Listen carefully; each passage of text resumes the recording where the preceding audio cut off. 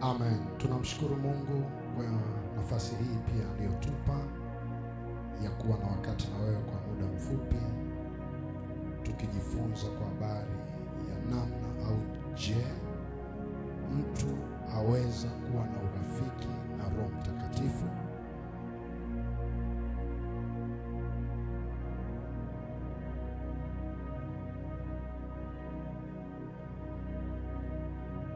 Je, mtu aweza kuwa na urafiki na Roho Mtakatifu?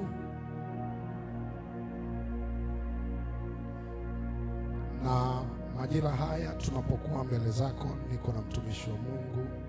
Yeye ni daktari lakini ni mtumishi wa Mungu. Anaitwa Evangelist Dr. Vincent Eliakim, na Mungu ametupa neema ya kuwa naye kwenye madhabahu hii. Ni mimi mtumishi wako Mchungaji Nashon Imani wa kanisa la Lango la Ahadi. Wakati huu tutakuwa na somo ambalo tutajifunza kwa maana ya majadiliano kwa habari ya je, mtu anaweza kuwa na urafiki na Roho Mtakatifu. Na mtumishi wa Mungu Daktari Vincent, yeye ni mbobevu sana kwenye somo hili la Roho Mtakatifu. Kwa hiyo ninatamani nimpe fursa aeleze kidogo kwa habari ya Roho Mtakatifu. Karibu. Asante sana mchungaji, na kama ambavyo tayari mchungaji ameeleza, tunatamani tuelewe kwa undani zaidi kwa habari ya Roho Mtakatifu. Na Roho Mtakatifu ni nini au ni kitu gani? Na kikawaida Roho Mtakatifu si nguvu ya kitu fulani, bali ni nafsi iliyo hai kwa asili yake. Yaani ni nafsi ya tatu katika Mungu mmoja. Kwa hiyo ili uelewe namna gani unaweza kuwa na urafiki na huyu Roho Mtakatifu, kwanza lazima ujue si nguvu ya kitu fulani, si nguvu kwamba ni unaenda kuchukua mahali fulani, bali hii ni asili, ni nafsi iliyo hai kwa asili yake yenyewe. Manake ni nafsi ya tatu katika Mungu mmoja, au kwa namna nyingine Roho Mtakatifu ni Mungu mwenyewe. Ukisoma kwenye kitabu cha Yohana 16 mstari wa 4 mpaka mstari wa 7, mchungaji, utaona pale ambapo Yesu anawaeleza wanafunzi wake ya kwamba imenipasa sasa kuondoka baada ya kuwa amemaliza majukumu ambayo Baba wa mbinguni alikuwa amemtuma hapa duniani.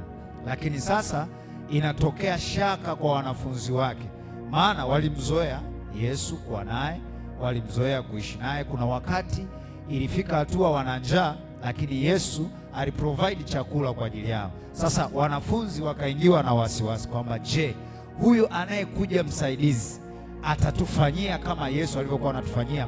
Hapo sasa ndio unaanza kuona namna gani ambavyo Yesu aliwahakikishia kwamba huyu Roho Mtakatifu anapokuja tayari anakuja kutengeneza urafiki ambao ni zaidi ya yule ambao mimi nimekuwa nanyi kwa miaka 3 hapa duniani, miaka 33 hapa duniani.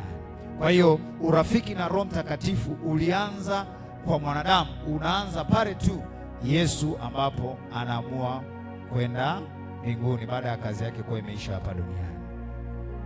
Ni kweli kwamba mtu anaweza kuwa na urafiki na Roho Mtakatifu kama ambavyo mtumishi wa Mungu ametuambia kwenye Yohana ile sura ya 16 mstari wa 4 hadi wa 7. Ni vizuri tukakusomea, usije ukaona ni kama tumekushawishi tu. Maandiko yanasema, lakini nimewaambia hayo ili makusudi saa ile itakapokuja niyakumbuke ya kuwa mimi naliwaambia. Sikuambia hayo tangu mwanzo kwa sababu nalikuwa pamoja nanyi, lakini sasa mimi naenda zangu kwake yeye aliyenipeleka, wala hakuna mmoja wenu aniulizaye unakwenda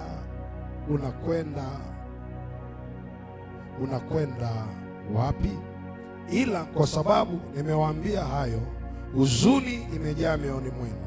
Lakini mimi nawaambia iliyo kweli, yanifaa mimi niondoke, kwa maana mimi nisipoondoka huyo msaidizi hatakuja kwenu, bali mimi nikienda zangu nitampeleka kwenu.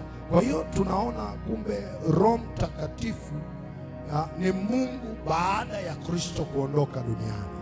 Lakini kinachofanya tuone uko umuhimu wa mtu kuwa na urafiki na Roho Mtakatifu ni ili kuondoa huzuni na mashaka na ombwe itakuwaje. Sawa kabisa. Kumbe kama ndivyo sasa, kumbe daktari anatupeleka mahali pa kuelewa sasa ni kwa namna gani unaweza ukatengeneza huo urafiki. Karibu tuendelee.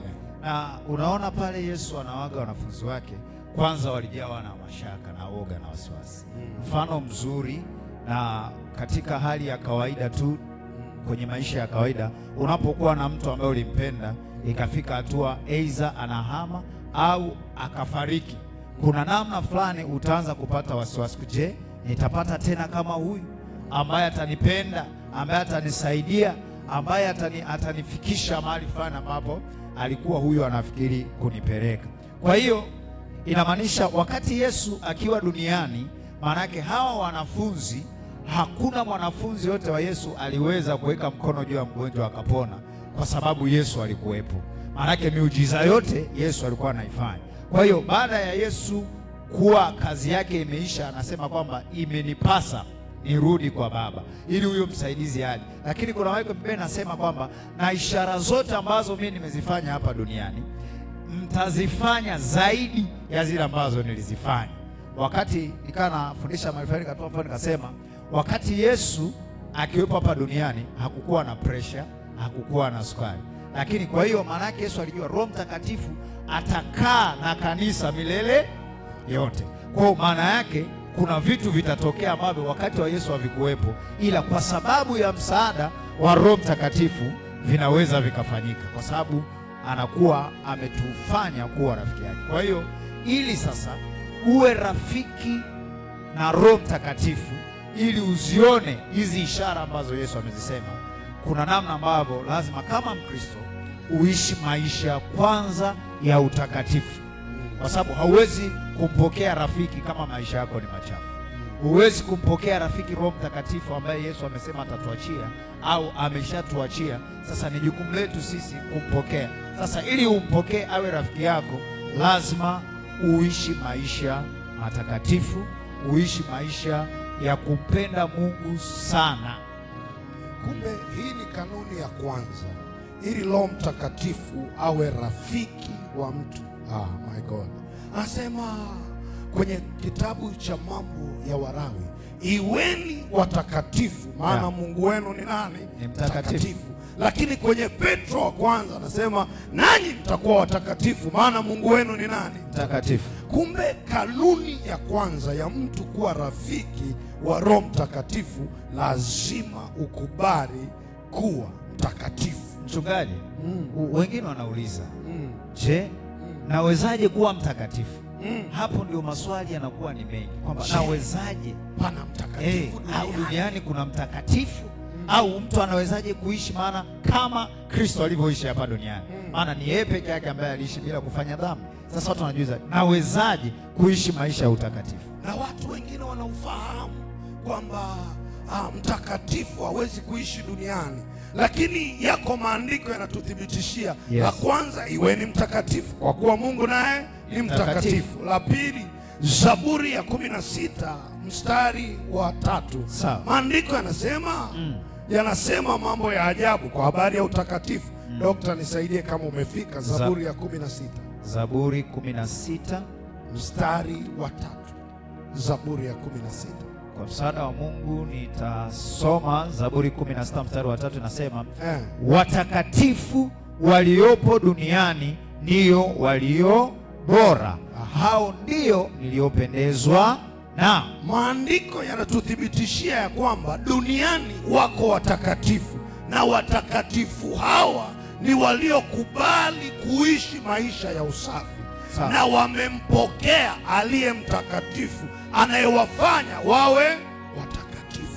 Hapa inanikumbusha wakati Yesu anakaribia kuwaaga, wanafunzi wake kwenye ile Yohana 14, anawaambia kitu cha ajabu. Ukianza mstari wa 16 hivi, Yohana, Mungu anamtumia, anaanza kuongea, anasema nami nitamwomba Baba naye atawapa msaidizi mwingine ili akae nanyi hata milele. Ndiye Roho wa kweli, ndiye Roho wa kweli, ndiye Roho wa kweli. Mtakatifu aliyeko duniani anamhitaji Roho wa kweli, anayeshuhudia kweli kweli ndani ya mtu ili asitende dhambi. Kumbe kuna uwezekano ukawa duniani na ukawa mtakatifu. Amen. Kuna uwezekano. Amen. Na kama kuna uwezekano wa kuwa duniani na ukawa mtakatifu, mbona kuna nafasi ya wewe kuyaishi maisha matakatifu? Yes, yes. Daktari anaweza kuendelea kutupa kanuni nyingine, anaweza kumpa nafasi Roho Mtakatifu. Iwe ni kanuni yetu ya mwisho sasa. Kanuni nyingine ili uweze kutengeneza au kuwa rafiki na Roho Mtakatifu ni kuliishi neno la Bwana, kusoma neno, kuyaishi maneno ya Mungu. Maana katika ahadi zote ambazo Mungu ametuahidi, na ukisoma kwenye maandiko, nafikiri kuna mahali kwenye Wafilipi inaeleza kwa habari ya neno la Mungu. Kwa neno la Mungu nalikae kwa wingi ndani yenu. Na neno la Mungu linapoingia kwenye ndani yako, maana yake linakufanya wewe ile kanuni ya kwanza ya utakatifu uendelee kuishi, kwa sababu unapokuwa unasoma, maana yake Mungu anazidi kukufunulia. Na ukiwa rafiki mzuri na Roho Mtakatifu, kuna vitu vingine utakuwa unavifanya bila kuelewa vinatokea kwa namna gani, kwa sababu Roho Mtakatifu anatusaidia katika mambo mengi. Kwa ukiwa rafiki mzuri na Roho Mtakatifu, yeye anatusaidia kuomba pia. Maana yake atakuombea kwa sababu wewe ni rafiki yake. Kuna mengine hatuwezi kuyapresent kwa Mungu vizuri, kwa sababu pengine tunakuwa tunaingia kwenye maombi tukiwa kwenye maumivu. Lakini Roho Mtakatifu ukiwa rafiki naye, yeye atakusaidia kuomba zaidi kwa kuugua tena. Biblia inasema kwenye Warumi ile 8 mstari wa 26. Hiyo mchungaji, hiyo ni kanuni ya pili. Nimejifunza kitu kwenye kanuni ya pili. Mungu anapotaka kumtumia mtu, my God, anasema kwenye kitabu cha Yoshua ile mistari ya 8 na 9, anasema kitabu hiki cha Torati kisitoke kinywani mwako, yes, bali yatafakari maneno yake upate kutenda sawasawa ni kuagizavyo leo. Kumbe neno la Kristo linapokaa kwa wingi ndani ya mtu, linamgeuza, anafanyika kuwa rafiki.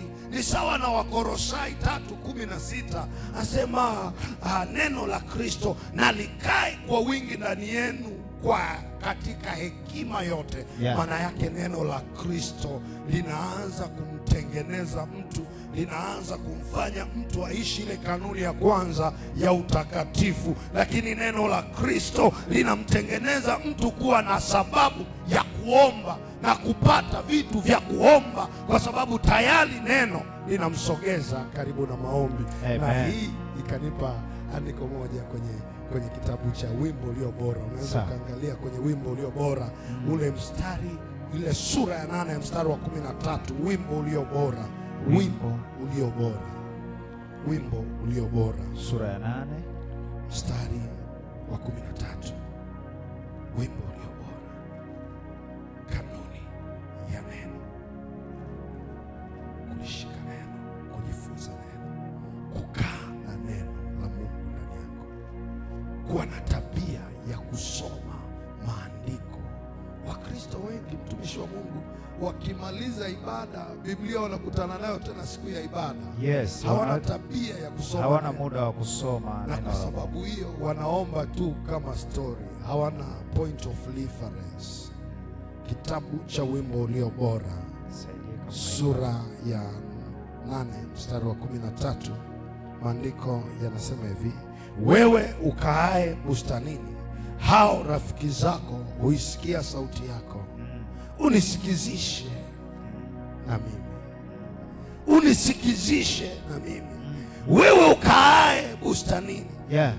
Yesu akawaambia watu kwenye Yohana 14:18, sitawaacha ninyi yatima. Maana yake ni nini? Kuna namna anamleta Roho Mtakatifu kama msaidizi, anamleta kwetu kama rafiki, rafiki mwaminifu, rafiki wa kweli, rafiki ambaye anatibua vipawa, karama na huduma za watu. Kabisa kabisa. Roho Mtakatifu ni muhimu brother kwenye biashara.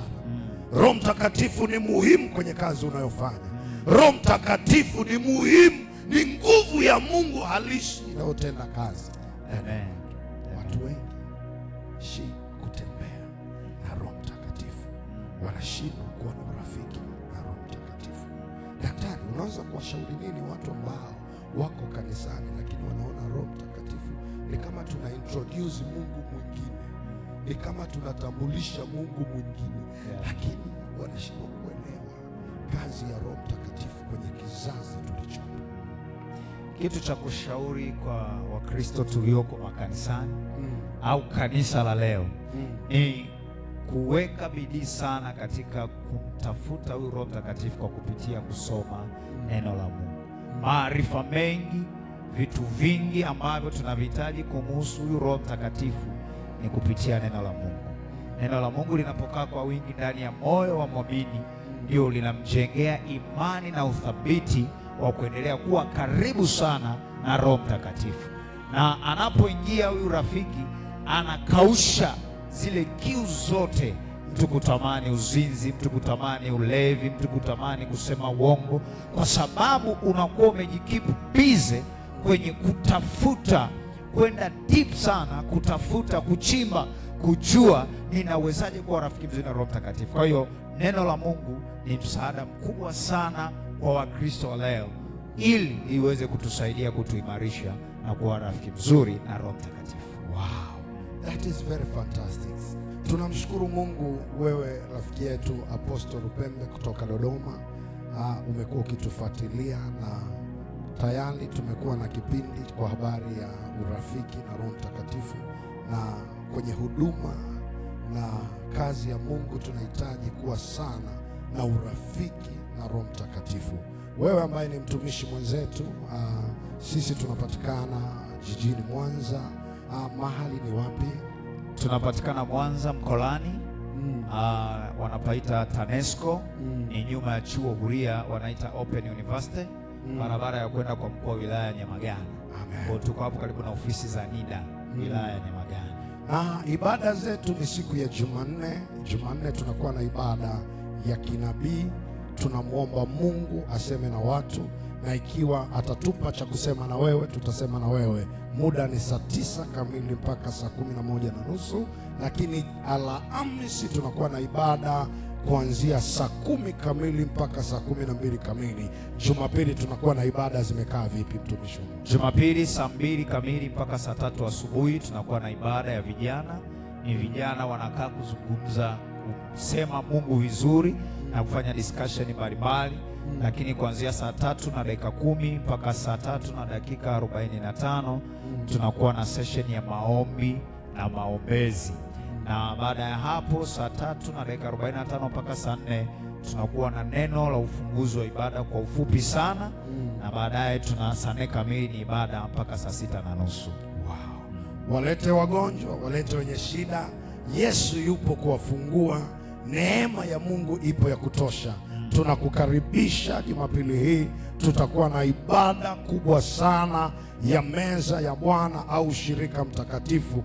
Yesu atawahudumia watu, na sisi tuko tayari kutumiwa na Roho Mtakatifu kuwafungua waliofungwa, kuwatamkia neno la kunyenyuka walioonewa. Maana Kristo alifanyika mtu wa kudharauliwa ili sisi tusidharauliwe. Karibu sana kwenye ibada. Lakini kabla hatujamaliza, nimruhusu tena mtumishi wa Mungu Daktari Vincent amshukuru Mungu kwa ajili ya wewe unayetutazama. Tukutane wakati mwingine na siku nyingine ya kesho, Mungu akitupa neema.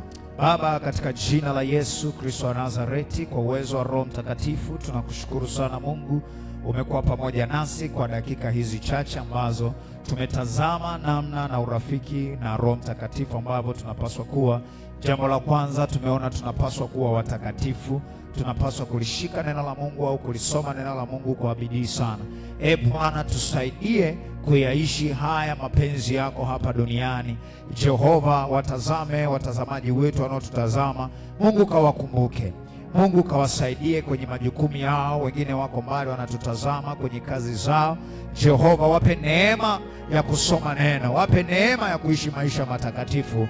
Bwana, tunakutukuza. Tunaamini hata yule mgonjwa ambaye anatutazama saa hii, Bwana, unaachilia uponyaji ndani yake katika jina la Yesu. Na Roho Mtakatifu aingie ndani yake, akabebe masikitiko yote, maana Bwana umesema utatupa msaidizi. Huyo msaidizi aingie ndani yake kwa upya tena, afanye makao ndani yake katika jina la Yesu. Bwana tumeomba. Amen. Amen. Mungu akubariki sana. Amen. Tukutane wakati mwingine. Asante sana.